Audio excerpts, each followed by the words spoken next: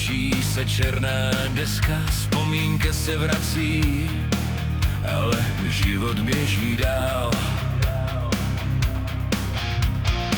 Jako ve špatném filmu hrál jsem hlavní roli, byl to ale pád jak z velký hory.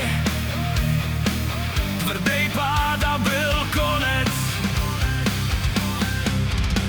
To kvůli ní špatně slova hledám, to kvůli ní teď si ty bolí, to kvůli ní svět není jako dřív, to kvůli ní jako rozbít hlavou zdí, to kvůli ní jako nad propastí, to kvůli ní jako dostat pěstí.